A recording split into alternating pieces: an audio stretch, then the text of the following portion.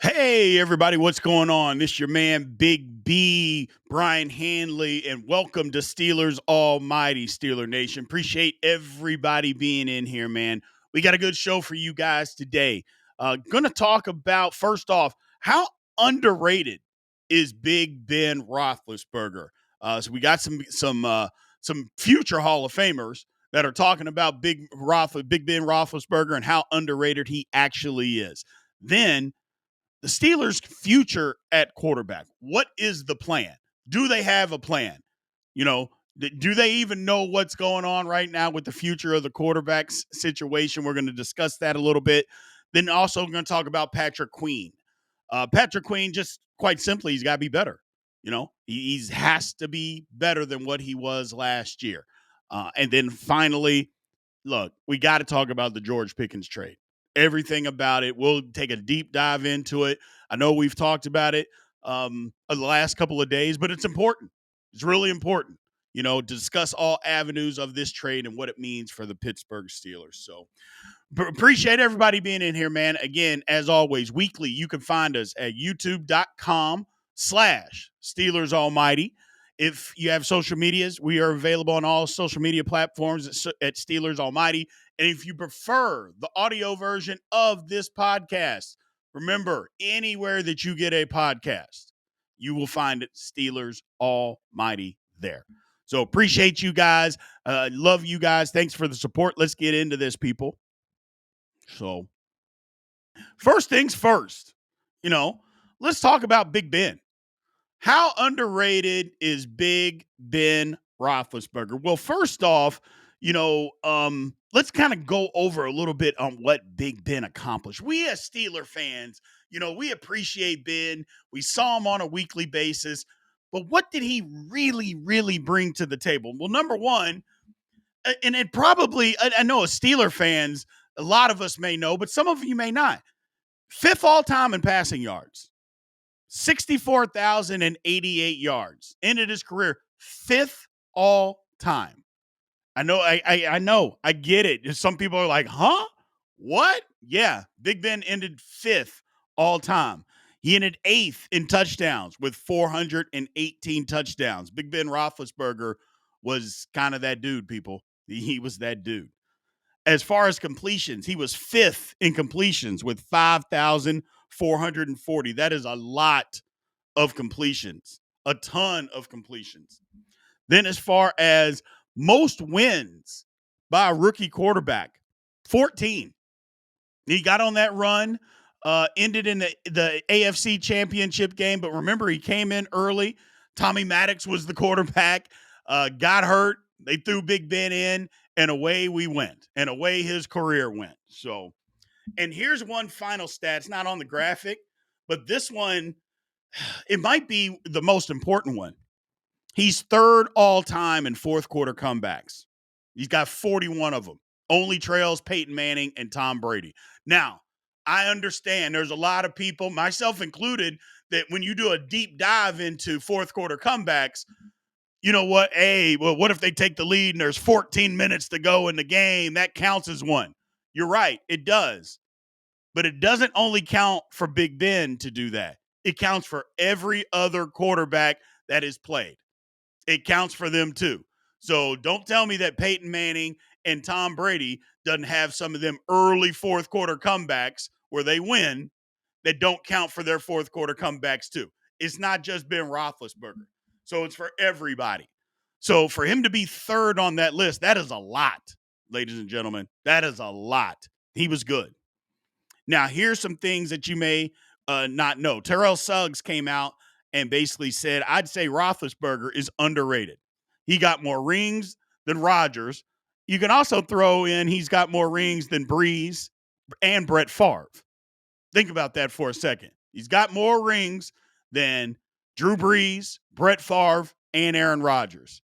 He's got the same number of rings as Peyton and Eli. The same. I mean, you start digging into this a little bit and you're like, well, yeah, he does. Same number of rings as those guys. Now, to me, here are the quarterbacks that most people would consider to be better than Big Ben. And then maybe you have to reevaluate it. But here's my list as far as not necessarily what I think, but what most people in general believe are better than Ben Roethlisberger.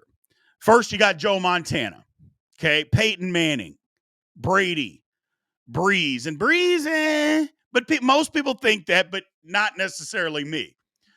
Aaron Rodgers, John Elway, Dan Marino, Patrick Mahomes. Those are the guys that most people believe are better than Ben Roethlisberger. Now, if you want to do a dissection of those, look, I know Mahomes is recent. Not sure. And granted, his career's not over. It's still young. But what he's been able to accomplish in the time frame, I mean, Mahomes, you got to put him on that list, unfortunately.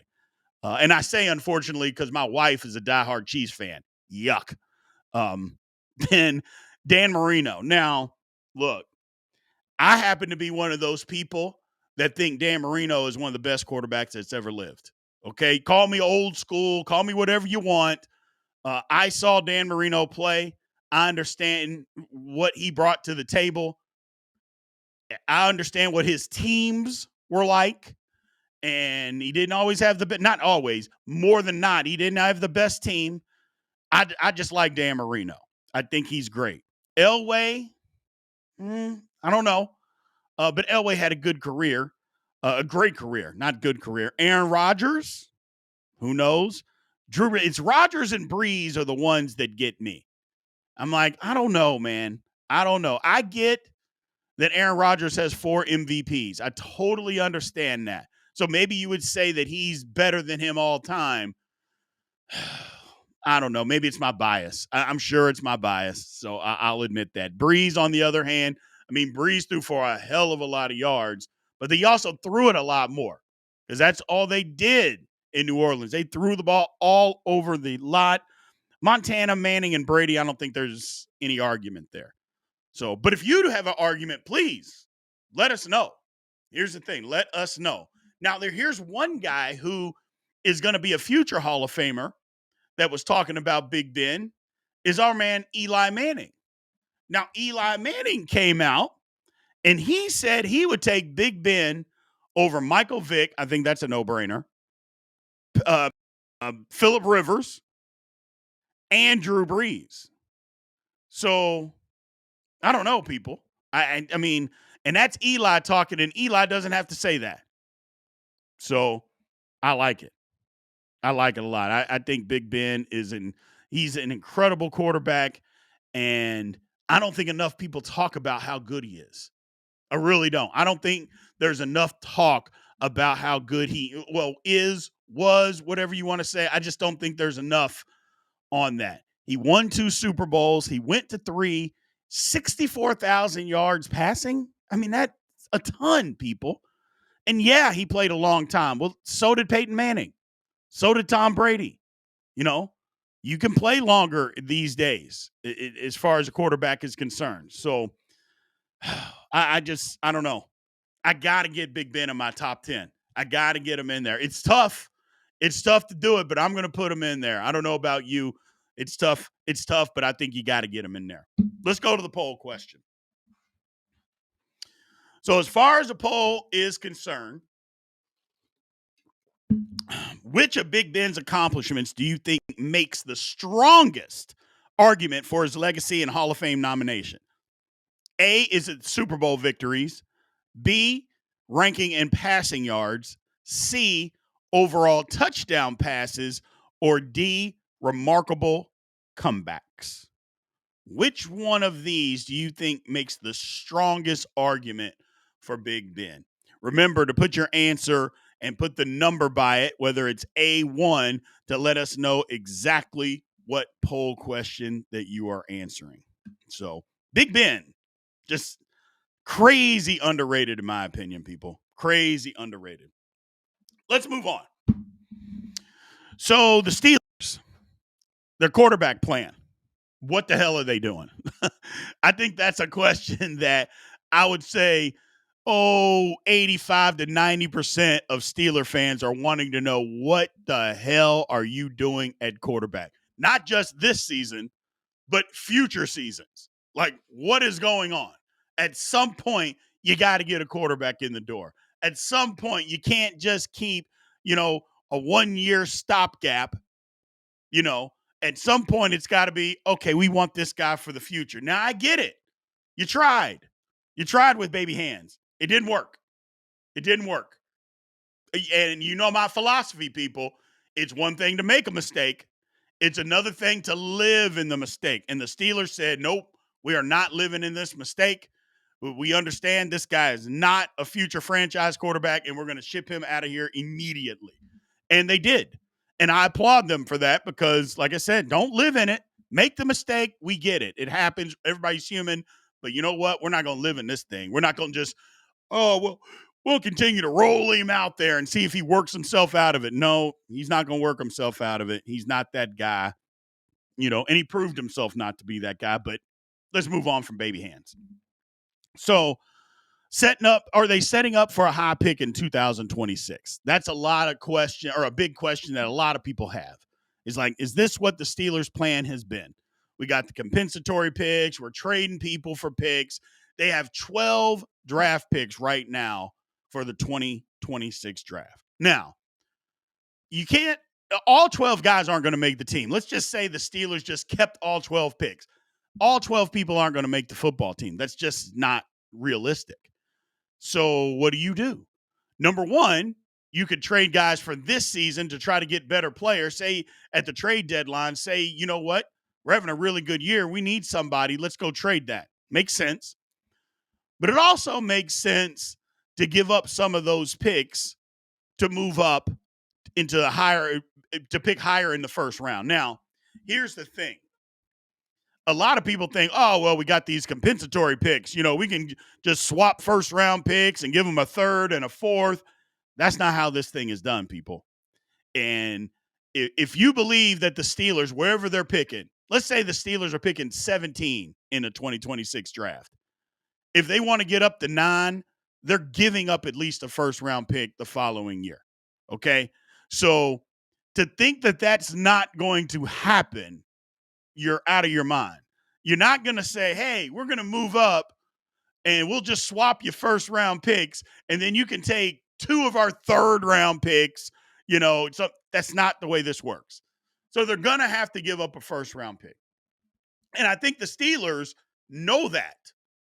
Knowing that they know that, they're like, yeah, we got to give up a first round pick the following year, but we got these other picks this year so we can move up in this draft. So we can do those kinds of things. And I think that's why the Steelers are going to hang on. I don't think there's any way that they're going to stick with 12 draft picks. It just doesn't make sense. It doesn't make sense at all. Because again, those 12 guys are not, I repeat, not going to make the Pittsburgh Steelers football team. Let's not kid ourselves and think anything of the sort is going to happen. But here's what they could do as far as a quarterback class. And this is why a lot of people have been so excited. Number one, Arch Manning. I've told you guys repeatedly, Arch Manning is a big maybe. The first maybe is he really any good? Like, we don't even know if he's any good yet. That's number one, because he hasn't started more than 5 football games in his career. Let's let him get some playing time under his belt before we start screaming about how good he is. But let's just say he is great. There's also no guarantee that he's going to come out next year. That's number one. His uncle didn't come out early. Neither of his uncles came out early. Why does he need to? He doesn't need the money. He loves being at Texas. That's why he chose Texas, and he never transferred when he could have. He didn't do that. And he's also getting the development because Steve Sarkisian is a great developer of quarterbacks. So why not stay in college and take advantage of all of that? Put a little change in your pocket. Not that he needs the money. Put a little change in your pocket. Get the development. Still be a kid. There's something to be said for still being a kid, even though you're getting millions of dollars in college. Those guys, they're still kids, people. And it's okay to say that they're kids. I know a lot of you won't. I know a lot of you, they're not kids anymore. They're still kids, man. They're still kids. And it's okay to be that. It's okay to not only be that, act like that. It's okay to not to have real bills yet. Think about yourself. If you could have put off a mortgage or a bill or whatever it was, if you could put off paying bills till you were 27, 28 years old, you would have done that too. Just like he. Put it off as long as you can, man. I get it. I get it. Then there's Garrett Nussmeier from LSU. Great quarterback. He'll be coming out. A lot of people thought, well, maybe he's going to come out this year. Didn't. Okay, he'll be a quarterback that comes out. Cade Klubnik out of Clemson. That's another guy that's coming out. The class has got a lot of people. It's got a lot of people. LaNorris Sellers, who is flying up draft boards as we speak, ladies and gentlemen, out of South Carolina. Just flying up draft boards. A little bit more as far as developed and refined as a passer than a Jalen Milroe per se, but has all the athleticism of that. Drew Allar out of Penn State, another one. Got the arm, got the rocket arm, and is a little bit more of a mobile quarterback. He can run, do some things. That's the guy that I anticipate is really going to rock it up and challenge to be the top pick next year. Drew Allar. Look for him to be up near the top. Then there's Nico Iamaleava. And if I'm pronouncing that wrong, I apologize. It is what it is. The big transfer. Look, he left Tennessee. And when he left Tennessee, now he's at UCLA. So I don't know as far as what his production is going to look like. I know he's a name. I know that he didn't have the best stats coming out of Tennessee last year or playing at Tennessee last year. Some craziness with him transferring out of Tennessee to UCLA. Looked like he got some weird advice. We'll see how that works out this year at UCLA. Then the last name on my list anyway, Carson Beck out of Miami. Went to Georgia, just transferred from Georgia. We'll see exactly what he looks like. I'm not as high on Carson Beck. I'm really not. A lot of people think that he's spectacular.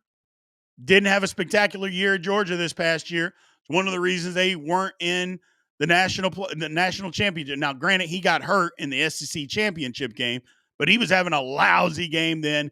He had lousy games, 4 or 5 lousy games during the regular season. I just don't believe he's that guy. I think he'll be a name that you start to hear that falls down the draft board. So those are some of the names. Now, as far as what the Steelers have in their plan, Will Howard. Why can Will Howard be the piece that the Steelers lean on? There are so many Steeler fans that are like, hey, man, we got Will Howard. We don't have to worry about a quarterback in 2026. We got Will Howard. And I would caution everybody on that. And it isn't because Will Howard isn't good, smart, or can play. I think all of those things he can do. I think he's smart. I think he can play. He's athletic. He can make all the throws, all of that. But he is a 6th-round pick. And only 2 6th-round picks since 2010, as far as a quarterback position, have amounted to a good quarterback. 2, not 12, not 10, 2. So, I mean, that's 15 years of data. It's not like 2 years of data. It's 15 years of data. Now, the difference for me is I believe Will Howard fell to the Steelers. I don't think it had anything to do. I think owners and general managers this past year with this draft, they looked at it and said, there's no superstar quarterbacks, okay? And after you get past the first couple, look, we're just going to build our team. This was a big boy draft. A lot of teams drafted big guys. And since there's no superstar spectacular quarterbacks out there, you can get a good quarterback in the later rounds that probably have fallen 2 rounds below where they should have got taken. I think that's Will Howard to a T. But even if Will Howard can play, people, the Steelers' plan to get a quarterback in 2026 does not change one iota. Does not change. Because the one thing I know about Steeler fans, you want the best guy at the position. No matter what position it is, You want the best guy. Well, create the competition. Even if Will Howard starts from day one and plays well, if you have an opportunity to get a guy that's better, you do it. Period. End of story. Create the competition. That's what you want. Not to mention, is it bad to have two good quarterbacks on your roster? I don't think it is. I don't think it is at all. So, especially when one of those guys would be on a 6th-round contract. So I don't think it's bad. And one thing that you can still do, you can build that roster up even while having these two guys as your quarterbacks on your team. So, yeah, regardless of what Will Howard does, the Steelers' plan, if their plan is to get a quarterback, which I'm pretty sure that it is, it shouldn't change. Shouldn't change one iota. It's okay to have two good young quarterbacks on your roster at the same time, people. Let's go to the poll question. Woo. All right. Poll question. Do you believe the Steelers should look to successfully draft a franchise quarterback in 2026? A, yes, I believe they have the draft capital to secure a franchise changer. Or B, no, I'm skeptical that they can land and develop a true future or franchise quarterback. So, A, yes, you believe that they have the draft capital to secure a franchise changer. Or B, no, I'm skeptical they can land and develop a franchise changer. So we'll see exactly what happens on that one, man. It'll be interesting what you guys have to say. But again, make sure A2 or B2 so we know exactly what poll question you are answering. So let's go to the halftime, people.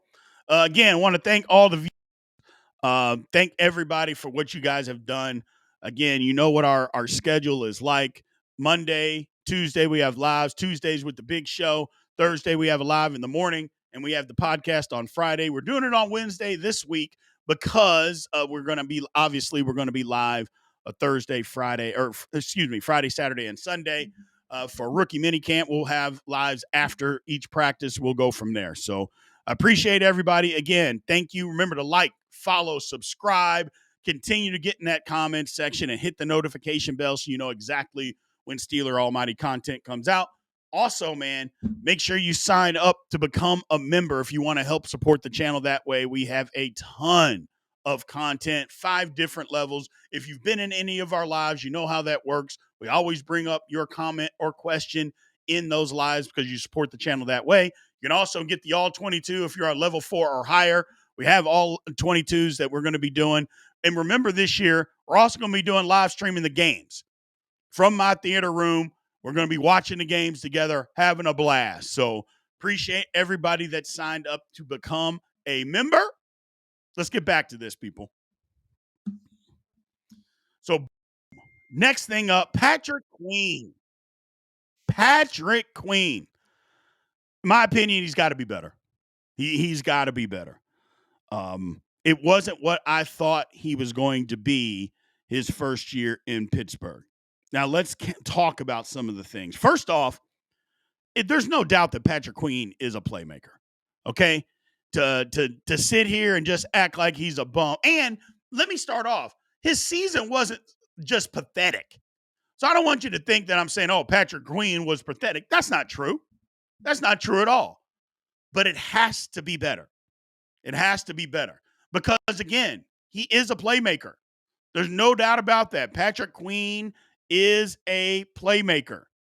So, but he's got to be that.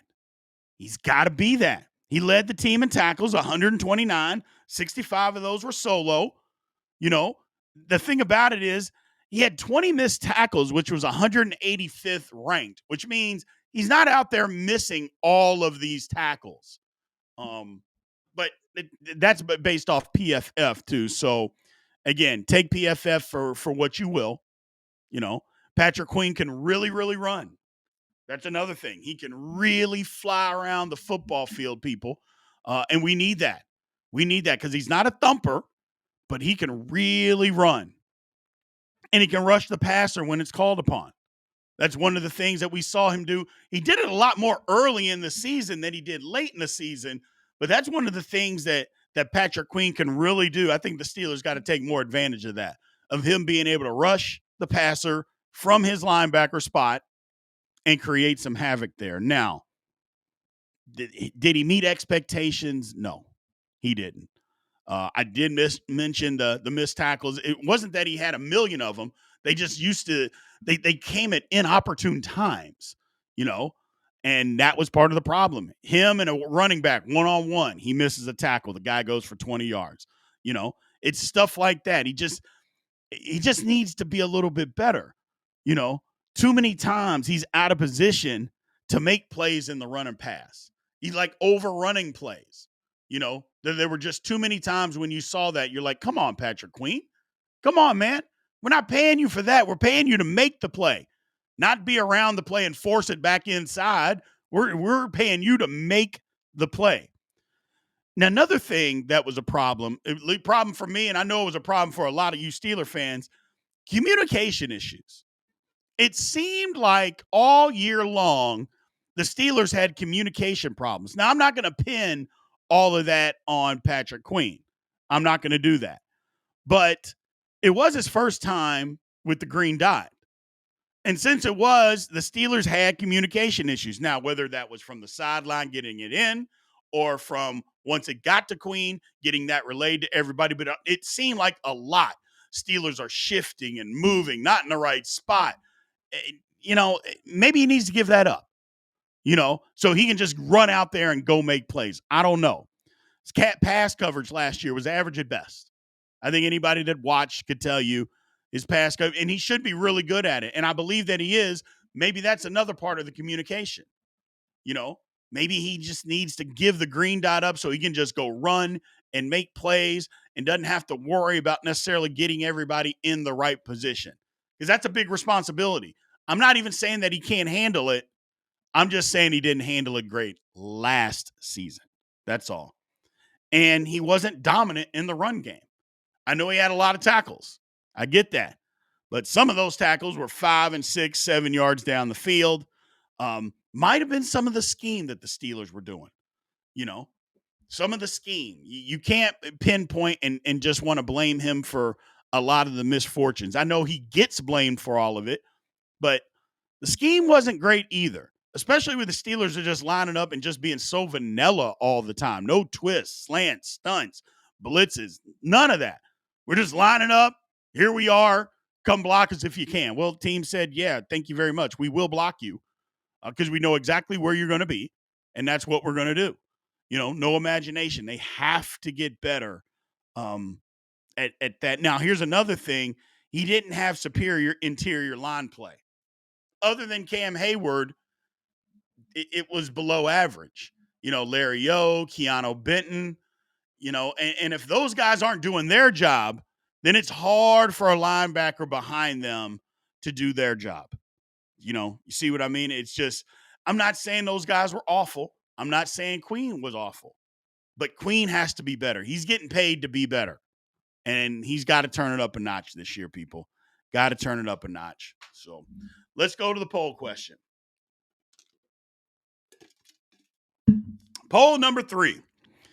What do you believe has been the biggest factor affecting Patrick Queen's performance? Is it A, communication issues, B, quality of the interior D-line, C, lack of experience with the green dot, or D, other? And if you say D and use other, make sure you put a 3 behind it, but also be specific in the comments. Tell us what you're thinking. So if the first 3 are not your answer and you think it's something else, be specific in the comments section and let us know. But again, remember, whatever letter you pick, remember to put the number 3 behind it so we know exactly what poll question you are answering. Let's move on, people. All right. George Pickens. Steelers traded George Pickens. Compensation, 3rd round, 5th round in 2027. We also give up a 6th round in 2027. Okay. Let's just talk about the brass tacks of this trade. First off, did the production match the problems? That's what I want to talk about first. What he brought to the table, and then what his problems were, and was it equal? Well, he had 174 catches, 2,841 yards, and 12 TDs in 3 seasons. Okay. He played with 5 different quarterbacks.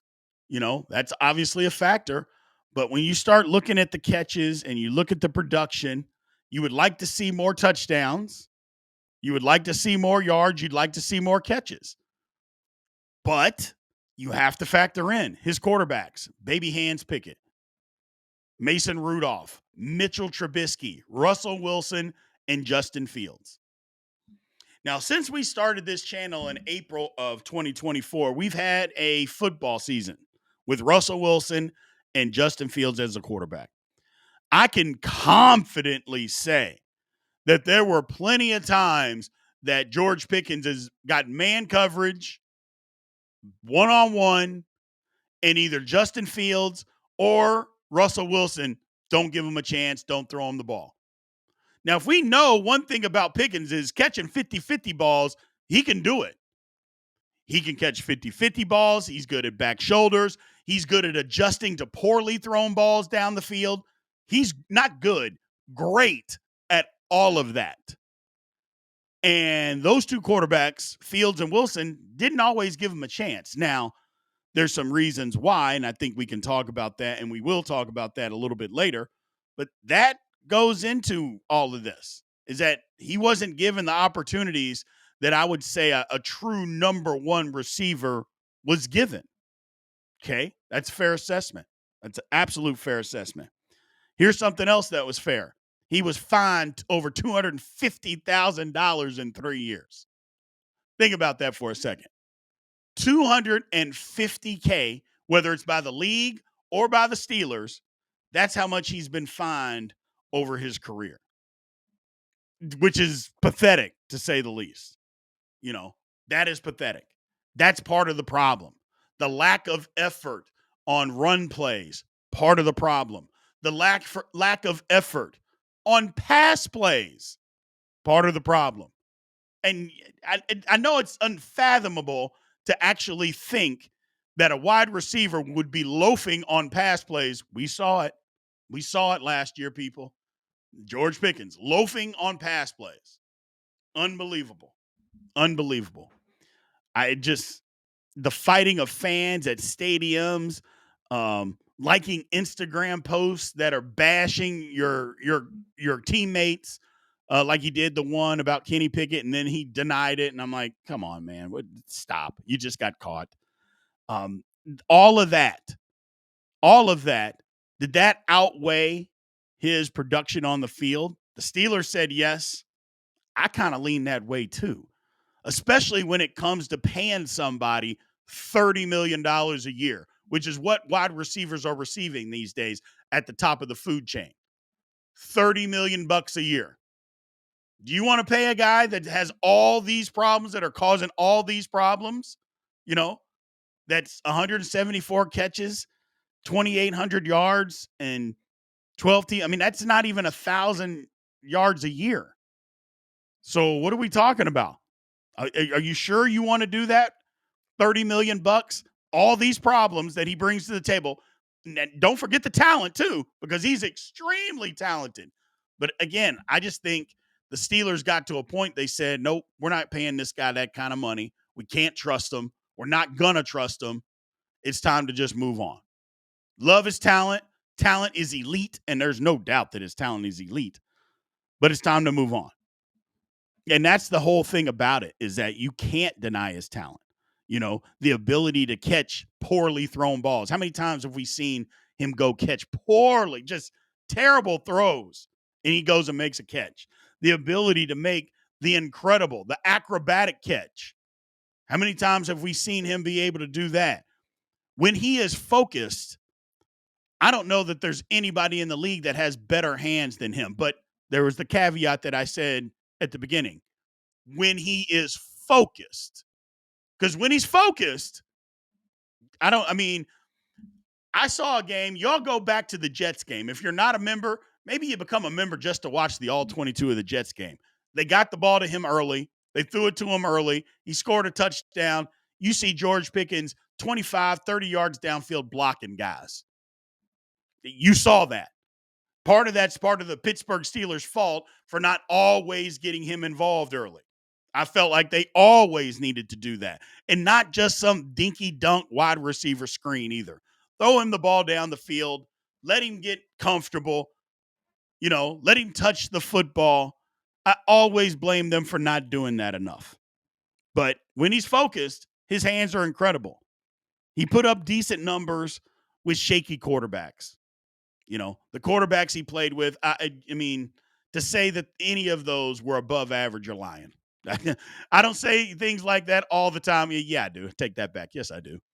But if you say that he played with anything above an average quarterback, an average, maybe one of those guys was average, then yeah, I mean, it's decent numbers.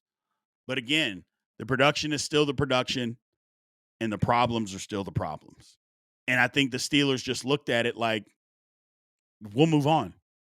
We're not giving $30 million a year to this guy. And if we offer him something less, then he's going to be a problem. So why deal with any of that? And I think that's what the Pittsburgh Steelers got to. I talked about it earlier on one of the lives. The league is kind of going away from the knucklehead wide receivers, people.